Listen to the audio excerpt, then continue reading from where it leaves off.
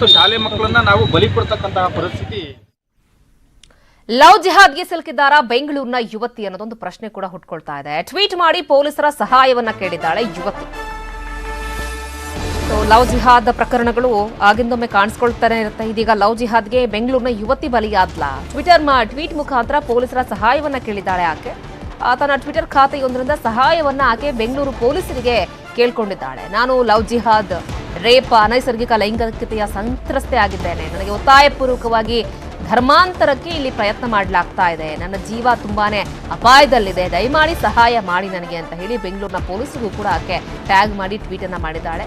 Immediate ಆಗಿ ಯುವತಿಯ ಟ್ವೀಟ್ಗೆ ಪ್ರತಿಕ್ರಿಯೆ ಕೂಡ ಸಿಕ್ಕಿದೆ ಬೆಂಗಳೂರು ಪೊಲೀಸರಿಂದ. ಠಾಣೆಗೆ ಬಂದು ನಾನೇ ಕಂಪ್ಲೇಂಟ್ ಕೊಡ್ತೀನಿ ಅಂತ ಯುವತಿ ಹೇಳಿದ್ಲು.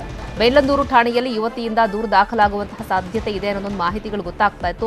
11-12 ಗಂಟೆಗೆ ಕಂಪ್ಲೇಂಟ್ ರಿಜಿಸ್ಟರ್ ಆಗುವಂತಹ ಸಾಧ್ಯತೆಗಳು ಕೂಡ ಕಂಡು ಬರ್ತಾ ಇತ್ತು. ನೋಡಬೇಕು ಏನಾಗಿದೆ, ಆಕೆ ಬಂದು ಕಂಪ್ಲೇಂಟ್ ಕೊಟ್ಟಿದ್ದಾಳಾ ಇಲ್ವಾ ಅಂತ ಹೇಳಿ ತಾವು ಗಮನಿಸ್ತಾ ಇದ್ದೀರಲ್ಲ. ಆಕೆ ಪೋಸ್ಟ್ ಮಾಡಿದಂತಹ ಆ ಟ್ವಿಟರ್ನ ಪೋಸ್ಟನ್ನು ಕೂಡ ನಾವು ನಿಮಗೆ ತೋರಿಸ್ತಾ ಇದ್ದೀವಿ. ನಾನು ಲವ್ ಜಿಹಾದ್ಗೆ ಒಳಗಾಗ್ಬಿಟ್ಟಿದ್ದೀನಿ, ನನ್ನನ್ನು ಧರ್ಮಾಂತರ ಮಾಡಲಿಕ್ಕೆ ಇಲ್ಲಿ ಪ್ರಯತ್ನಗಳಾಗ್ತಾ ಇದೆ, ನಾನು ತುಂಬಾನೇ ಡೇಂಜರ್ ಸಿಚುಯೇಷನ್ ಅಲ್ಲಿದೆ ನನ್ನ ಲೈಫ್ ಅಂತ ಹೇಳಿ ಆಕೆ ಪೋಸ್ಟ್ ಮಾಡ್ತಾಳೆ.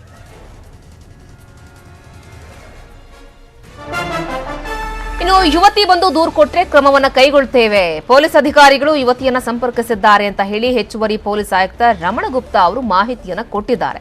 ಪೊಲೀಸ್ ಅಧಿಕಾರಿಗಳು ಈಗ ಆಲ್ರೆಡಿ ಆ ಸಂತ್ರಸ್ತ ಯುವತಿಯನ್ನ ಸಂಪರ್ಕ ಮಾಡಿದ್ದಾರೆ. ಆಕೆ ಬಂದು ಕಂಪ್ಲೇಂಟ್ ಅನ್ನ ಕೊಟ್ಟರೆ ನೇರವಾಗಿ ಬಂದು ನಾವು ಅದನ್ನ ಆಕ್ಷನ್ ತಗೊಳ್ತೀವಿ ಅದರ ವಿರುದ್ಧ ಅಂತ ಕೂಡ ಹೇಳಿದ್ದಾರೆ. ಸಂತ್ರಸ್ತೆ ಬೆಂಗಳೂರಿನಲ್ಲೇ ಇದ್ದೀನಿ ಅಂತ ಹೇಳಿದ್ದಾರೆ. ಘಟನೆ ಬೆಂಗಳೂರಿನಲ್ಲೇ ನಡೆದಿದೆಯಾ ಅಥವಾ ಬೇರೆ ಕಡೆ ಆಗಿರೋದಾ, ಈ ರೀತಿ ಸಾಕಷ್ಟು ವಿಚಾರಗಳನ್ನ ಸಂಗ್ರಹಿಸ್ತೇವೆ ಅಂತ ಹೇಳಿ ರಮಣಗುಪ್ತಾ ಅವರು ಮಾಹಿತಿಯನ್ನ ಕೊಟ್ಟಿದ್ದಾರೆ. ಒಂದು ಟ್ವೀಟ್ ಮೂಲಕ ಯಾರು ಲವ್ ಜಿಹಾದ್ ನಡೆದಿದೆ, ನನ್ನ ಜೊತೆಗೆ ಬೇರೆ ಬೇರೆ ಘಟನೆ ನಡೆದಿದೆ ಅಂತ ಒಂದು ಮಾಡಿದ್ದಾರೆ. ಆದರೂ ಇದರ ಬಗ್ಗೆ ನಮ್ಮ ಪೊಲೀಸ್ ಸ್ಟೇಷನ್ಗೆ ಯಾರು ಇಲ್ಲಿ ತನಕ ಬಂದು ಕಂಪ್ಲೇಂಟ್ ಕೊಟ್ಟಿರುವುದಿಲ್ಲ. ಕಂಪ್ಲೇಂಟ್ ಕೊಟ್ಟರೆ ಇಮಿಡಿಯೇಟ್ ತಕ್ಷಣ ಅದಕ್ಕೆ ಸೂಕ್ತ ತನಿಖೆಯನ್ನು ಪೂರೈಸಿ ಮತ್ತೆ ತಕ್ಕವಾದಂತಹ ಕಾನೂನು ಕ್ರಮವನ್ನು ನಾವು ಕೈಗೊಳ್ತೇವೆ. ಆದರೆ ಅವರು ಈಗ ನಮ್ಮ ಪೊಲೀಸರಿಗೆ ಗೊತ್ತಾಗಿದೆ, ಅವರು ಫಾಲೋ ಮಾಡಿ ಯಾರು ಇದು ಕಂಪ್ಲೇಂಟ್ ಮಾಡೋರೇ ಇದ್ದಾರೆ ಅವರು ಸಂಪರ್ಕಿಸಿರುತ್ತಾರೆ ನಮ್ಮ ಪೊಲೀಸ್ ಅಧಿಕಾರಿಗಳು. ಅವರಿಗೆ ರಿಕ್ವೆಸ್ಟ್ ಮಾಡಿದ್ದಾರೆ, ನಿಮ್ಮ ಏನು ಸಮಸ್ಯೆಗಳಿವೆ ನಾವು ನಿಮಗೆ ಸಹಾಯ ಮಾಡ್ತೇವೆ, ನಿಮಗೆ ಏನು ಜಸ್ಟಿಸ್ ಇದೆ ಅದನ್ನು ದೊರಕಿಸ್ಕೊಡ್ತೇವೆ, ದಯವಿಟ್ಟು ನೀವು ನಮ್ಮ ಪೊಲೀಸ್ ಸ್ಟೇಷನ್ಗೆ ಬನ್ನಿ ಕಂಪ್ಲೇಂಟ್ ಕೊಡಿ ಆ ಥರ ಮನವರಿಕೆ ಮಾಡಿರುತ್ತಾರೆ. ಅವರು ಹೌದು ನಾನು ಯೋಚನೆ ಮಾಡ್ತಾ ಇದ್ದೀನಿ ಏನು ಮಾಡಬೇಕು ಅಂತ ಹೇಳಿದ್ದಾರೆ. ಬಹುಶಃ ಅವರು ಬರ್ಬೋದು.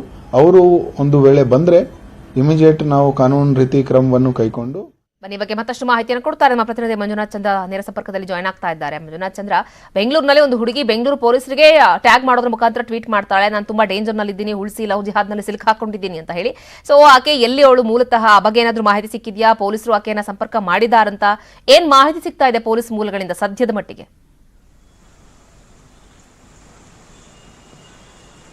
ಶ್ರುತಿ, ಖಂಡಿತವಾಗ್ಲೂ ಬೆಂಗಳೂರಿನಲ್ಲಿ ಆ ಯುವತಿ ಒಂದು ಟ್ವೀಟ್ ಅನ್ನ ಮಾಡಿದ ನಂತರ, ಅಂದ್ರೆ ನಿನ್ನೆ 9:47 ಏನು ಟ್ವೀಟ್ ಅನ್ನ ಮಾಡಿರ್ತಕ್ಕಂಥದ್ದು, ಆದ ನಂತರ ಬೆಳ್ಳಂದೂರು ಪೊಲೀಸ್ ಠಾಣೆ ವ್ಯಾಪ್ತಿಯಲ್ಲಿ ಈಕೆ ಮನೆ ಇರ್ತಕ್ಕಂಥದ್ದು. ಜೊತೆಗೆ ಪೊಲೀಸರು ಎಚ್ಚರಗೊಂಡು ಆಕೆಯನ್ನ ಸಂಪರ್ಕಿಸಿದಾಗ ಆಕೆ ಸಾಕಷ್ಟು ಮಾಹಿತಿಗಳನ್ನ ಪೊಲೀಸರಿಗೆ ಈಗಾಗಲೇ ನೀಡಿರ್ತಕ್ಕಂಥದ್ದು. ಈಕೆ ಎಲೆಕ್ಟ್ರಾನಿಕ್ ಸಿಟಿ ಬಳಿ ಇರ್ತಕ್ಕಂಥ ಒಂದು ಖಾಸಗಿ ಕಂಪನಿಯಲ್ಲಿ ವರ್ಕ್ ಮಾಡ್ತಾ ಇರ್ತಕ್ಕಂಥದ್ದು. ಜೊತೆಗೆ ಈಕೆಗೆ ಮತ್ತೆ ಇನ್ನೊಬ್ಬ ಹುಡುಗನಿಗೆ, ಅಂದ್ರೆ ಯುವಕ ಈಕೆ ಏನ್ ಆರೋಪ ಮಾಡ್ತಾ ಇದ್ದಾರೆ ಆತ ಕಾಶ್ಮೀರಿದವನು ಅಂತ ಕೂಡ ಆಕೆ ಟ್ವೀಟ್ ಅಲ್ಲಿ ಬರ್ಕೊಂಡಿರ್ತಕ್ಕಂಥದ್ದು. ಜೊತೆಗೆ ಇವರಿಬ್ಬರು ಕೂಡ ಫೇಸ್ಬುಕ್ ಮುಖಾಂತರ ಒಂದು ಪರಿಚಯ ಆಗುತ್ತೆ.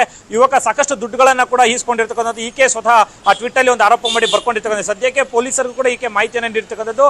ಈಕೆ ಫೋರ್ಸ್ಫುಲ್ ಆಗಿ ಈತ ಫೋರ್ಸ್ಫುಲ್ ಆಗಿ ಈಕೆನ ಮದುವೆ ಆಗ್ಬೇಕಂದ್ರೆ ನೀನು ಒಂದು ಕನ್ವರ್ಟ್ ಆದ ನಂತರ ನಾನು ನಿನ್ನ ಮದುವೆ ಆಗ್ತೀನಿ ಅಂತ ಹೇಳಿ ಒಂದು ಧಮಕಿ ಹಾಕಿದೆ ಅಂತ ಕೂಡ ಈಕೆ ಆರೋಪವನ್ನ ಮಾಡ್ತಾ ಇದ್ದಾರೆ.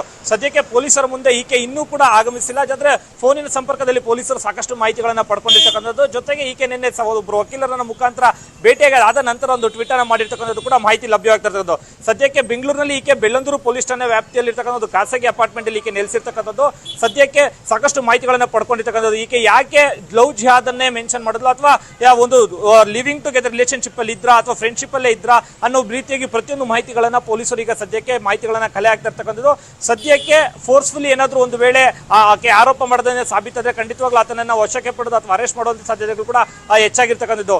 ಇನ್ನು ಪೊಲೀಸರ ತನಿಖೆಯಲ್ಲಿ ಒಂದೊಂದಾಗಿ ಮಾಹಿತಿಗಳು ಬಯಲಾಗ್ತಾ ಇರ್ತಕ್ಕಂಥದ್ದು. ಈಕೆ ಮೊಬೈಲ್ ಅನ್ನ ವಕೀಲರೇ ಟ್ವೀಟ್ ಮಾಡಿದ್ದಾರೆ ಅಂತ ಈಕೆ ಹೇಳಿಕೆಯನ್ನು ಒಂದು ಪೊಲೀಸರ ಮುಂದೆ ಕೊಟ್ಟಿರ್ತಕ್ಕಂಥದ್ದು, ಅಥವಾ ಈಕೆ ಹೇಳ್ದಂಗೆ ವಕೀಲರು ಟ್ವೀಟ್ ಮಾಡಿದ್ದಾರೆ, ಅಡ್ವೊಕೇಟ್ ಏನಾದ್ರು ಟ್ವೀಟ್ ಮಾಡಿದ್ದಾರೆ ಅನ್ನೋದು ಕೂಡ ಸಂಶಯ ವ್ಯಕ್ತಪಡಿಸಿದೆ. ಸದ್ಯಕ್ಕೆ ಪೊಲೀಸರು ಆರೋಪ ಮಾಡ್ತಾ ಇರೋದು ಒಂದೇ, ಈಕೆ ಸ್ಟೇಷನ್ಗೆ ಬಂದ್ರೆ ಇನ್ನೂ ಸಾಕಷ್ಟು ಮಾಹಿತಿಗಳನ್ನ ನಾವು ಪಡಿತೀವಿ ಅಂತ. ಸದ್ಯಕ್ಕೆ ಆಕೆ ಬರುವಿಕೆಗಾಗಿ ಪೊಲೀಸರು ಬೆಳ್ಳಂದೂರು ಪೊಲೀಸರು ಕಾಯ್ತಾ ಇರ್ತಕ್ಕಂಥದ್ದು. ಶ್ರುತಿ, ಓಕೆ ಮಂಜು, ಥ್ಯಾಂಕ್ ಯು. ತಮ್ಮೆಲ್ಲ ಈ ಕ್ಷಣದ ಅಪ್ಡೇಟ್ಸ್ಗೆ ಇನ್ನಷ್ಟು ಸುದ್ದಿಗಳ ಗಮನ ಹರಿಸ್ತಾ ಹೋಗೋಣ ಒಂದು ಬ್ರೇಕ್ ಆದ್ಮೇಲೆ.